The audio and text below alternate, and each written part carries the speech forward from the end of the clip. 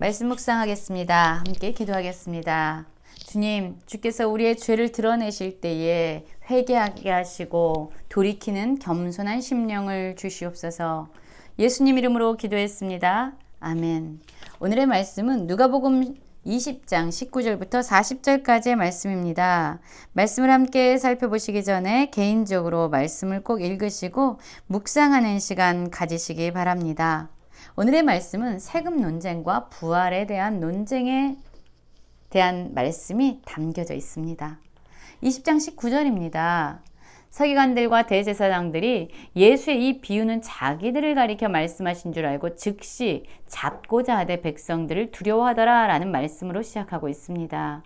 이 비유의 말씀은 어떤 말씀입니까? 포도원 주인이 농부들에게 그 포도원을 세를 주고 떠나게 되죠. 그리고 세를 받기 위해서 종들과 그의 아들을 보내게 됩니다. 그런데 이 농부들은요, 포도원을 갖기 위해서 스스로 주인이 되기 위해서 진정한 주인이 보낸 종들과 그 아들을 죽이게 되죠. 자, 이 비유의 말씀을 통해서 예수님은 종교 지도자들의 마음의 악한 동기를 다 드러내셨습니다. 그런데 그들이 예수님의 이 비유의 말씀을 듣고요, 그것이 바로 자기들을 가리켜 말씀하신 줄 알았다라고 말씀하고 있어요. 알았으면 즉각적으로 돌이키고 죄를 회개했어야 되는데 오히려 그들은 그들의 죄를 드러내는 예수님을 즉시 잡고자 했다라고 말하고 있습니다. 예수님을 제거하기 위한 그러한 악한 마음이 그들 안에 있었던 거죠. 그런데 그러한 시도를 좌절하게 한 것은 바로 그들이 백성을 두려워하기 때문이었다라고 말하고 있어요. 하나님을 두려워하지 않고 사람을 두려워하는 마음이 그들에게 있었던 겁니다. 자, 그러자 그들은 또다시 예수님을 죽이기를 시도합니다. 그들이 엿보다가 예수를 총독의 다스림과 권세 아래에 넘기려 하여 정탐들을 보내요. 그들로 스스로 의인인 체하며 예수의 말을 책잡게 하니라고 말씀이 이어집니다. 엿보았습니다. 그리고 예수님을 로마 총독에게 넘기려 했습니다. 정탐꾼을 보냈습니다. 그리고 예수님의 말을 책잡아서 예수님에게 지금 정탐들에게 질문을 가지고 나아가게 하고 있습니다. 자, 그들은 예수님에게 입술로는 아첨하면서 나왔습니다. 당신은 바로 말씀하시고 가르치시며 사람을 외모로 취하지 아니하시고 오직 진리로서 하나님의 도를 가르치는 분입니다 라고 말하고 있어요. 자, 입술의 고백은 이랬지만 이들의 마음은, 동기는 예수님의 말을 책잡기 위한 거였습니다. 그들이 가지고 온 질문이 바로 이것이었어요. 가이사에게 세를 바치는 것이 옳으니까 옳지 않으니까. 당시 이스라엘 백성들은요, 로마의 지배하에 있었습니다. 사실 이 지배 가운데 살아가면서 로마 제국의 세금을 바치는 일까지 해야 했으니 이스라엘 백성들의 마음이 얼마나 힘들었겠습니까? 만약에 예수님께서 가이사, 로마 황제에게 세금을 바치는 것이 옳다라고 이야기한다면 이스라엘 백성들에게 예수님은 거절을 당하게 될 것이고, 만약에 옳지 않다, 로마 황제 가이사에게 세금을 바치는 것이 옳지 않다라고 말씀하신다면 이스라엘 백성들은 환호할지 모르지만 이 말이 빌미가 되어서 예수님은 로마 총독에게 넘겨지게 될 것입니다. 이렇게 대답하든 저렇게 대답하든 다 함정이 숨어 있었습니다. 그러자 예수님이 이렇게 말씀하는 겁니다. 그들의 관계를 아셨다라고 말씀하고 있어요. 예수님은 아십니다. 우리의 겉모습뿐만 아니라 우리의 중심, 우리의 의도, 우리의 동기를 다 아시는 분이에요. 예수님은 이렇게 말씀합니다. 데나리온 하나를 내게 보이라. 누구의 형상과 글이 여기 있느냐? 대답하되 가이사의 것이니이다. 이르시되 그런즉 가이사의 것은 가이사에게, 하나님의 것은 하나님께 바치라 하시니, 그들이 백성 앞에서 그의 말을 능히 책잡지 못하고 그의 대답을 놀랍게 여겨 침묵하니라. 여러분 이 예수님께서요 데나리온을 가져오라고 말씀한 겁니다. 이 데나리온에 가이사의 형상과 그의 글이 새겨져 있습니다. 육신의 눈에 보여지기에는 그렇게 돼 있는 거죠. 그러나 사실 이 모든 것을 다스리시는 분은 누구입니까? 하나님이죠. 자, 예수님은 이렇게 말씀하고 있습니다. 이 세상의 제도와 이 세상의 권력자들, 그들 역시 하나님 다스림 가운데 있다. 하나님의 섭리 가운데 이 모든 것이 운영되어지고 있다. 그렇기 때문에 이 제도, 이 세상에 눈에 보여지는 제도와 권력자들을 통해서 하나님이 일하시기 때문에 이 세상에서도 그리고 눈에 보이지 않지만 진정한 왕이 되신 하나님에게도 너희가 감당해야 될 의무와 책임을 다하라 라고 말씀하시는 겁니다. 자, 한번 예를 들어 볼까요? 여러분, 우리는 대한민국의 백성들입니다.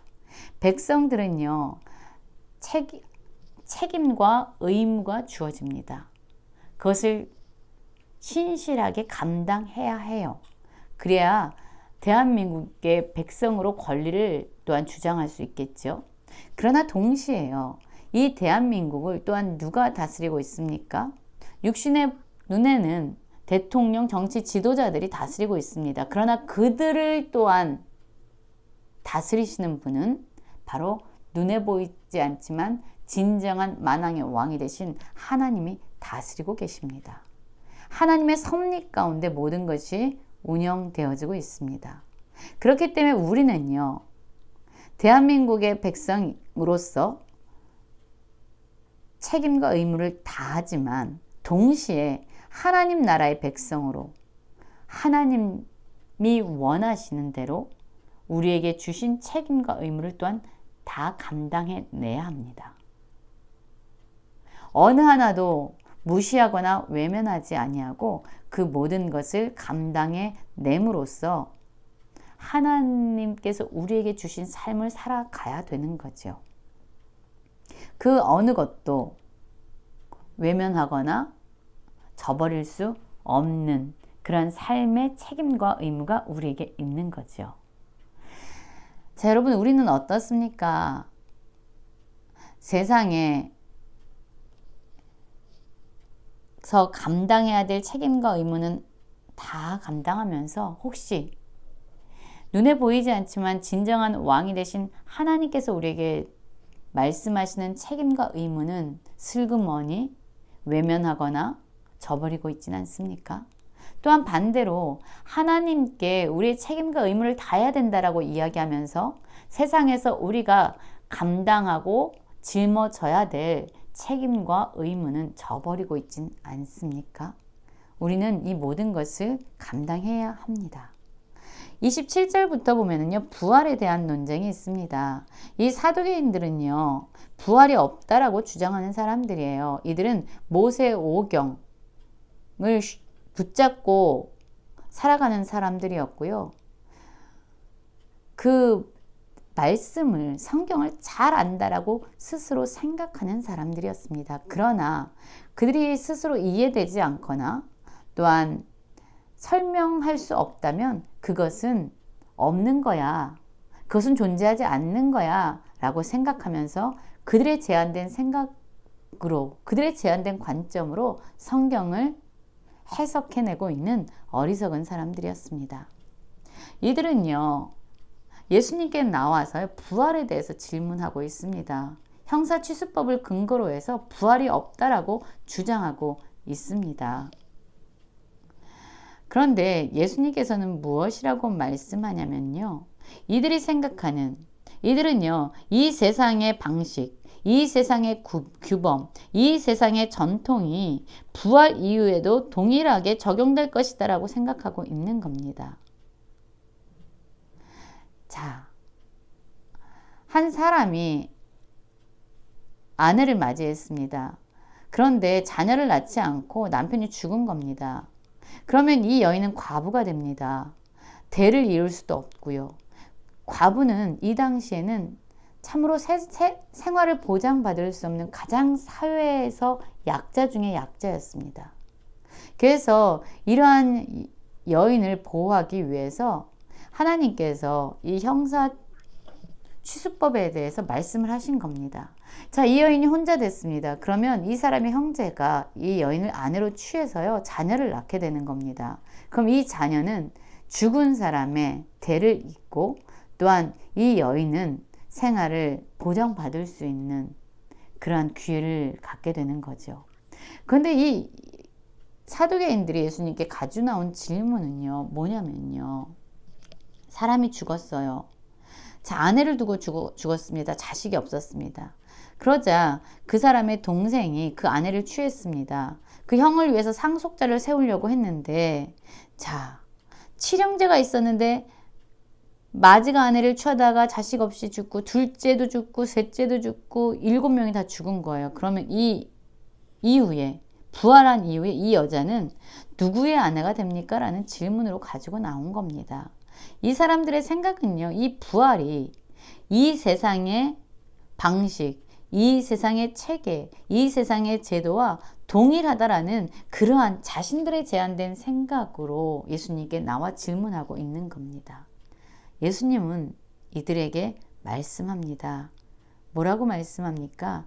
너희들이 가지고 있는 그 제한된 생각이 옳지 않다라고 말씀하고 있는 겁니다.